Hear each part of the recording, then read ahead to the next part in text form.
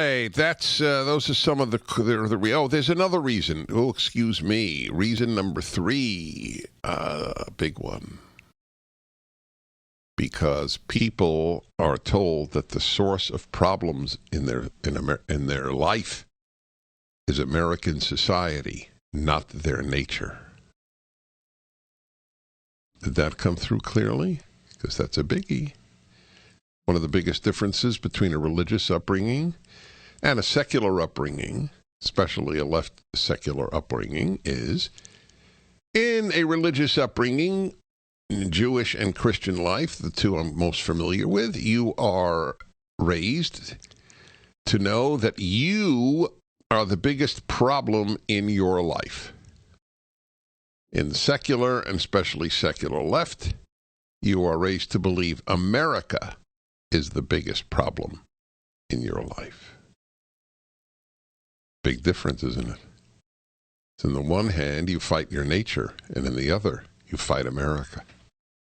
Because your nature is great. I'm okay, you're okay. Remember that? It was in the 70s? I'm okay, you're okay. Truth is, I'm not okay, and you're not okay. We have to become okay. All right, y'all. Let's go to Omar in Lake Forest, California. Hello, Omar. Hi, Dennis. I think this is a very interesting philosophical question. I've always been of the philosophy that all societies, in order to function, they fundamentally ask 2 questions of every individual and the way they live their lives, and that is, what values do you defer to, and where do you get those values from? It doesn't matter if a society is theocratic or secular. All people in a society, by the way they live their lives, they're essentially answering those 2 questions by the way they live their lives. It's the analogy I always use, it's their form of identification.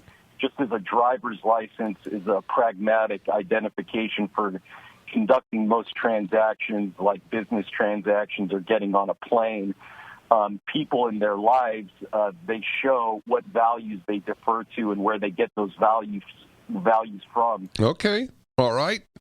I agree. We just have to be precise. It's true. Yes. What are your values and where you get them from? I agree. But I would still, I'm trying to narrow it so it becomes as clear as possible.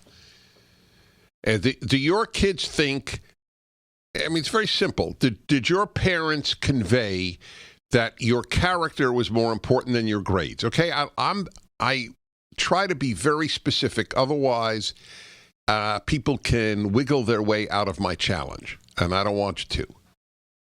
What did you convey to your children? What did your parents convey to you? Right? And I believe overwhelmingly parents have conveyed that being a good student, getting good grades is the most important thing. Getting into a good college. Parents don't brag about the goodness of their children. They brag about what school they got into. All righty.